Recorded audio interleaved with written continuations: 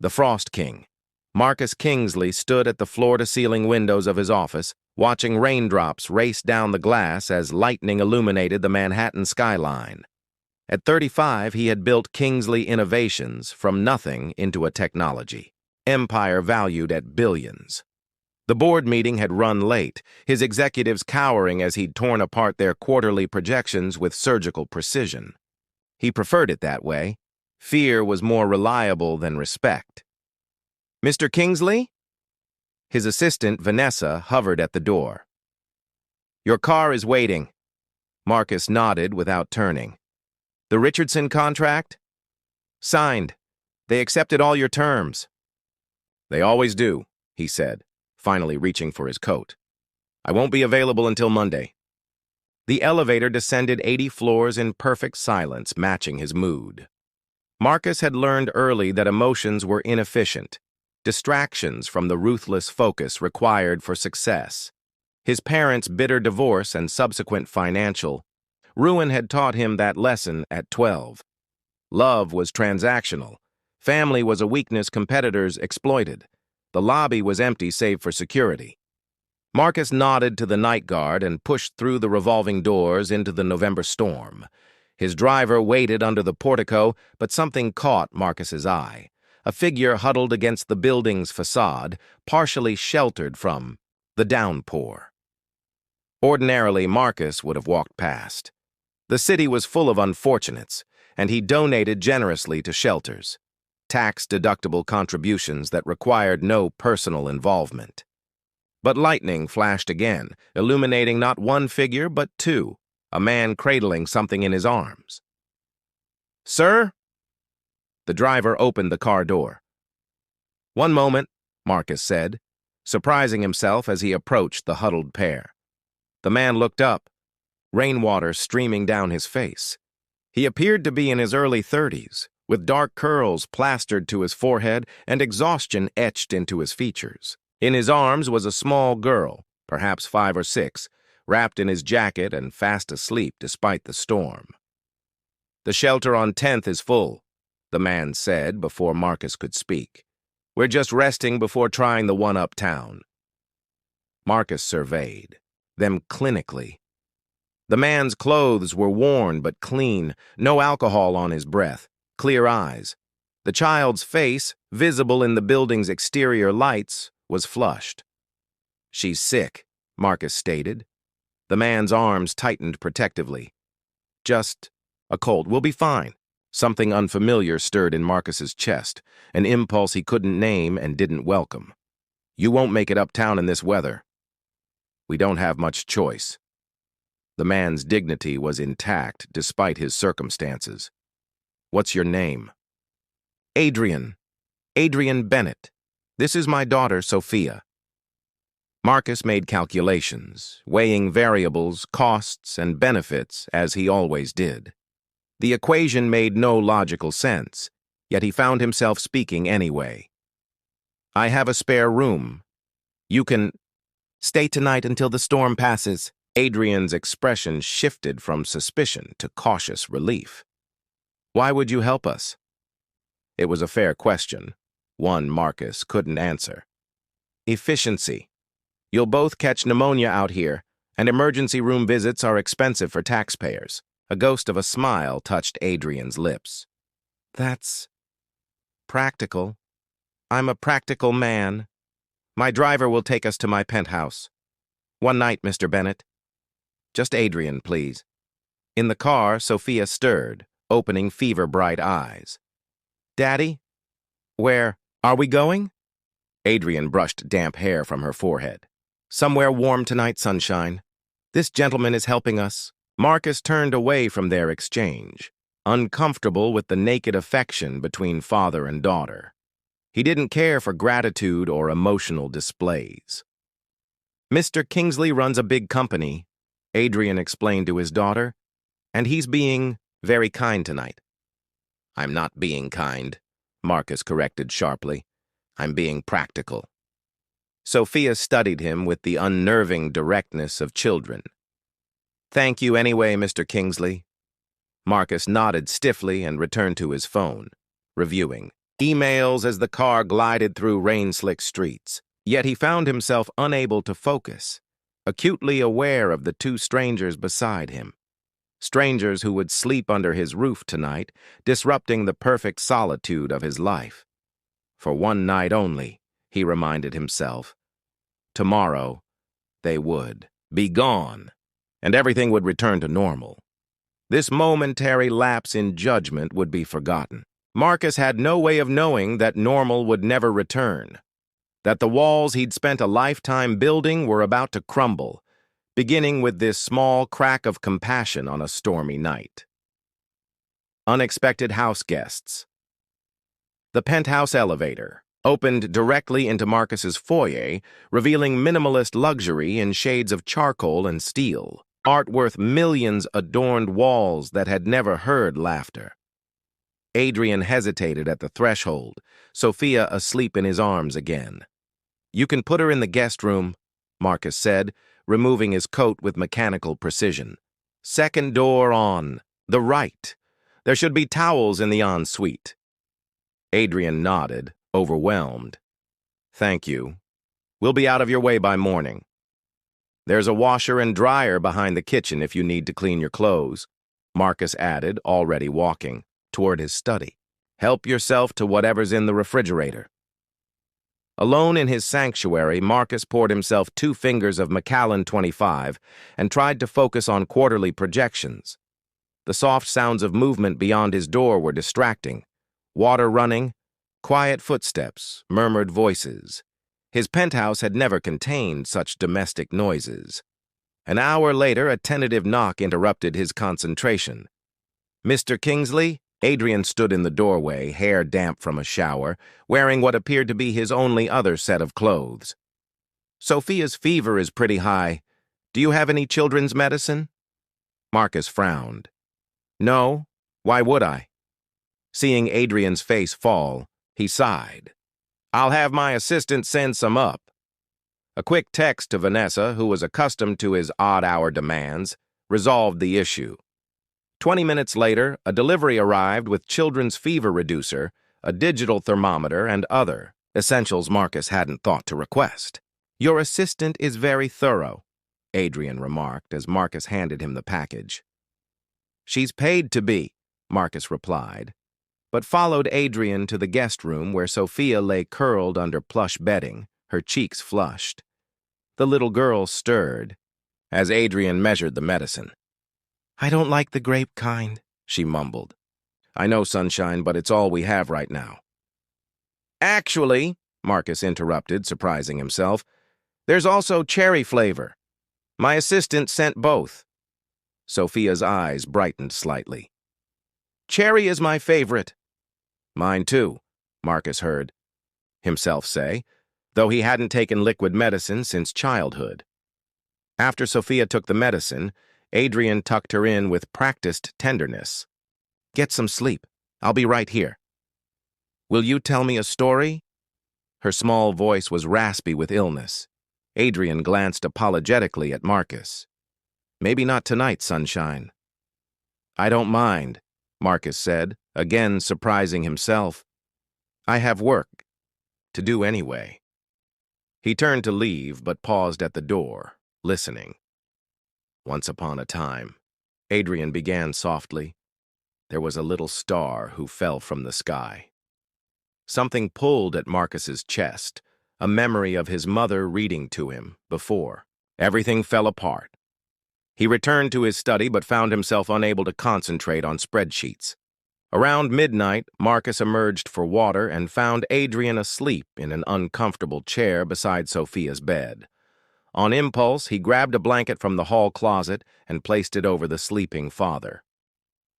The following morning, Marcus woke to unfamiliar smells, coffee brewing and something else, something warm and sweet. Following the scent to his rarely used kitchen, he found Adrian at the stove. "I hope you don't mind," Adrian said when he noticed Marcus. "Sophia's feeling better, and I wanted to thank you somehow. I found pancake mix in your pantry." "My housekeeper stocks basics," Marcus said, accepting the coffee Adrian offered. "I rarely eat here." Daddy makes the best pancakes, Sophia announced, from her perch at the counter. Her color had improved, though she still looked fragile in her rumpled clothes. Marcus examined his kitchen as if seeing it for the first time. Adrian had somehow made the sterile space feel inhabited. Sunlight streamed through windows usually covered by automated blinds. Sophia's small backpack sat on a chair, a worn, stuffed rabbit peeking out. "We'll be out of your way after breakfast," Adrian said, flipping a perfectly golden pancake. "The storm's past." Marcus glanced at his watch. Saturday, no meetings, an empty schedule stretching before him like always. "The forecast says more rain this afternoon," he lied smoothly. "And your daughter should rest another day. You can stay until tomorrow." Adrian studied him, clearly detecting the falsehood, but hesitant to call him on it. "That's very generous, but—" "It's not generosity," Marcus interrupted. "Your daughter needs medical rest, and the shelters are overcrowded and unsanitary. It's simple logic." "Simple logic," Adrian repeated with a small smile. "Well, in that case, would you like blueberries in your pancakes? I found some in your refrigerator." Yes, that would be acceptable." Over breakfast, Marcus learned that Adrian had been an elementary school art teacher until budget cuts eliminated his position 3 months ago. His wife had died during childbirth, leaving him to raise Sophia alone. They'd managed until their apartment building was sold to developers who doubled the rent. "We were staying with friends, but space was tight," Adrian explained. "We've been on shelter wait list for permanent housing, but—" "The system is overwhelmed," Marcus finished, thinking of the homeless initiative his company had funded, a tax write-off he'd never personally considered beyond the numbers. "Exactly." Adrian looked at him curiously. "What about you? Have you always been in business?" The question caught Marcus off guard. People rarely asked about his past. They were too intimidated or too focused on what he could do for them. "Since college," he answered vaguely. "I started Kingsley Innovations in my dorm room." "Daddy, can we play a game?" Sophia interrupted, oblivious to adult concerns. "I'm not sure Mr. Kingsley has games, Sunshine." Marcus hesitated. "Actually, there's a chess set in the living room. It's antique, but we could—" "Do you know how to play Uno?" Sophia asked hopefully. Marcus Kingsley, whose net worth exceeded $8 billion, who struck fear into corporate boardrooms across the country, found himself shaking his head. "I can teach you," Sophia declared with the confidence of a child who had found purpose. "It's easy." That afternoon, as rain did indeed begin to fall again, a fortunate coincidence that saved his earlier lie, Marcus Kingsley learned to play Uno from a 5-year-old girl. And later, when Sophia fell asleep on the sofa, he found himself in conversation with Adrian about art, education, and the city's housing crisis, topics he'd never spared more than passing thoughts for before. Night fell, and Marcus realized with a jolt that for the first time in years, he hadn't checked his email once all. Wall's Crumbling Sunday came with reluctant goodbyes and an exchange of phone numbers in case of emergency. Marcus watched Adrian and Sophia leave, feeling his penthouse grow larger and emptier with each step they took toward the elevator. By Monday morning, he had convinced himself the strange weekend was nothing more than an anomaly, a brief deviation from his carefully structured life. Then Wednesday arrived, and with it, a text from Adrian. "Sophia made this for you in the shelter's activity center. She insisted I send a picture." Attached was a crayon drawing of 3 stick figures, one tall with a frown that was clearly Marcus, one medium-sized with curly hair, and one small figure with a sunshine yellow circle around her head. All 3 were holding hands. Marcus stared at the image longer than he would ever admit, then tucked his phone away without responding. That evening, however, he found himself typing, "How is her cold?" The response came immediately. "Much better. Your medicine worked wonders, she's asking. When we can visit the castle in the sky again? Marcus's fingers hovered over the screen. This was exactly the entanglement he'd spent his adult life avoiding, yet he typed, I have a business dinner Friday, but perhaps Saturday. And so it began. Saturdays with Adrian and Sophia became a strange fixture in Marcus's schedule. Carefully, blocked off in his calendar under the label personal development, a euphemism his assistant Vanessa was too professional to question. Each weekend brought small changes to his penthouse. A box of Uno cards in the living room drawer, children's books on a previously empty shelf, a refrigerator stocked with juice boxes and string cheese alongside imported delicacies. 3 weeks. Into this arrangement, Sophia fell asleep during a movie, some animated feature about singing trolls that Marcus had endured with surprising patience. As Adrian carried her to what had become her room, Marcus found himself preparing tea without. Being asked, knowing Adrian preferred chamomile in the evening. You know, Adrian said when he returned, accepting the tea with a smile that did peculiar things to Marcus's pulse, you're nothing like the newspapers describe. Marcus raised an eyebrow. And what do they say? The Frost King of Wall Street. Corporate shark. My personal favorite was The Man with the Spreadsheet Soul. All accurate assessments, Marcus replied, though the descriptions stung in a way they never had before. Adrian shook his head. The man who sits through children's movies and learns to make dinosaur-shaped pancakes doesn't have a spreadsheet soul. Perhaps I'm conducting market research on children's entertainment. Perhaps, Adrian laughed, the sound warming the room. You're not as cold as you pretend to be. The following Thursday, Marcus shocked his executive team by leaving a budget meeting early, something that had never happened in the company's history. Family emergency, he said curtly, ignoring their stunned expressions. The emergency was Sophia's school art exhibition. Adrian had mentioned it casually, never expecting Marcus to attend. Yet there he stood in an elementary school gymnasium, surrounded by proud parents and crayon masterpieces, watching Sophia's face light up when she spotted him beside her father. Mr. Marcus, you came! She launched herself at him, tiny arms, wrapping around his waist.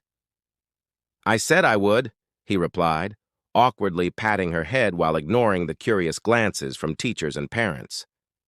Adrian's expression, surprise mingled with something warmer, made the discomfort worthwhile. This means a lot to her, he said quietly, to both of us. It was the first of many such emergencies, school plays, park outings, Sunday brunches. Each time, Marcus told himself it was temporary, a strange interlude before returning to real life. Yet increasingly, board meetings and investor calls felt like the interlude, while moments with Adrian and Sophia felt like waking from a long, cold sleep. 6 weeks after that rainy night, Vanessa stepped into his office with an unusual expression, concern mixed with professional detachment. Mr. Kingsley, the board is requesting an urgent meeting tomorrow morning. Marcus looked up from his computer. Regarding? They wouldn't say specifically. But she hesitated. Mr. Hargrove mentioned something about recent behavioral changes and company image concerns. Later that afternoon, his phone chimed with a text from William Porter, a CISO, fellow CEO and the closest thing Marcus had to a friend. Heads up, rumors circulating about you and some teacher. Richardson looking nervous about merger. Damage control needed? Call me. Marcus stared at the message, then at the 3 additional texts that had arrived from Adrian, asking if Marcus would join them for dinner at their new apartment, a modest place they'd secured with Marcus's help as a reference. Something cold settled in his stomach. He'd been careless, allowing these feelings to develop without considering the consequences. His company, the empire he'd built from nothing, could not afford scandal. The Richardson merger alone was worth Billions, years of careful strategy culminating in a deal that would solidify Kingsley Innovations' market dominance. His phone rang, Adrian calling now, probably wondering why Marcus hadn't responded. "Kingsley," he answered, his voice deliberately formal. "Hey, it's me," Adrian said, the smile evident in his voice. "Did you get my texts? Sophia made your favorite pasta sauce." "Well, tried to. There's more tomato on the ceiling than in the pot, but I can't make it," Marcus interrupted. "Something's come up at work." A pause. "Oh, everything okay? You sound strange." "Fine. Just busy. I need to focus on the Richardson merger." "Of course," Adrian said, disappointment clear but understanding. "Maybe this weekend?" Marcus closed his eyes, picturing Adrian in his small kitchen, phone tucked between ear and shoulder as he cooked, picturing Sophia setting the table, leaving, a place for Marcus as she always did, picturing the life he'd somehow stumbled into wanting. "Yes," he said finally. "This weekend." He ended the call and opened his laptop, searching his own name. The results confirmed his fears. Business blogs speculating about his mysterious companion, social media photographs of him at the school art show, financial analysts questioning his recent distracted leadership. His carefully constructed reputation was developing cracks. Marcus Kingsley had built his empire on emotional detachment. Now, for the first time, he had something to lose beyond market share, something that spreadsheets couldn't quantify and contracts couldn't secure. As night fell over the city, he sat alone in his office, facing the most complex equation of his life, one where the variables were not profits and losses, but hearts and lives. And for the first time in his career, he had no idea how to solve it. 3 months ago, I met a man and his daughter who had lost everything except what matters most: their dignity, their kindness, their capacity for joy. They taught me that the walls I built to protect myself were actually a prison. From the corner of his eye, Marcus could see Edward Richardson whispering furiously to his associates. Several board members shifted uncomfortably. This morning, Kingsley Innovations announced a new direction. "We're establishing the Bennett Foundation, with an initial endowment of $50 million to address housing insecurity and education access in underserved communities. We're also implementing comprehensive family leave policies and child care facilities in all our offices worldwide." Murmurs spread through the audience. Marcus continued, his voice growing stronger. "Some of you see these as distractions from our core business. I see them as essential to building a company that creates actual value, not just for shareholders, but for the world we inhabit. A company that reflects the values I want to live by." He paused, taking a deep breath. "Which brings me to the rumors. Yes, Adrian Bennett and his daughter Sophia have become central to my life. No, I won't apologize for that or hide it to make others comfortable. If that costs us certain partnerships or investors, so be it. We'll build something better with those who share our vision." Marcus stepped back from the podium, then seemed to reconsider. He leaned forward once more. "One last thing. I've spent my career accumulating wealth and power, believing they were the measures of success. I was wrong about that too." With that, he returned to his table, where Adrian waited with an expression of mingled pride and concern. Sophia, oblivious to the significance of what had just occurred, offered Marcus a bite of her chocolate dessert. The aftermath was precisely what one would expect: a social media firestorm, divided investor reactions, and endless speculation about Kingsley Innovations' future. The company's stock fluctuated wildly for weeks. 3 board members resigned in protest. 4 major investors withdrew their backing. Yet for every loss, unexpected gains emerged. New investors, attracted by the company's bold vision, stepped forward. Young talent, drawn to a corporate culture that valued humanity alongside innovation, flooded their recruitment portal. The Bennett Foundation's launch generated positive press that counterbalanced the scandal. 6 months later, Marcus A. stood in the doorway of a Brooklyn brownstone, watching movers carry the last of his furniture inside. The penthouse, that perfect sterile monument to isolation, had sold for a record price, the proceeds split between the foundation and a trust for Sophia's education. Having second thoughts? Adrian asked, coming to stand beside him. Marcus surveyed their new home. Warm, modest by his former standards, but with a garden for Sophia and space for Adrian's art studio. Through the window, he could see Sophia directing the placement of her bookshelf with administrative precision that made him smile. About downgrading from a penthouse to this beautiful home. About trading corporate politics for family dinner. Debates about which movie to watch. About exchanging lonely perfection for messy happiness. Marcus turned to Adrian. Not for a second. Adrian's expression grew serious. The company is thriving in unexpected ways, Marcus interrupted. Our new acquisitions are outperforming projections. The Richardson merger would have been safer, but this path has more potential. Sometimes the most valuable things come from the biggest risks. As twilight settled over their new neighborhood, Sophia called them inside for the housewarming ritual she had planned. Hot chocolate and the ceremonial unpacking of her extensive stuffed animal collection. Marcus followed Adrian inside, closing the door on the old chapter of his life. Later that night, with Sophia finally asleep in her new room and Adrian dozing beside him, Marcus lay awake, contemplating the strange journey that had brought him here.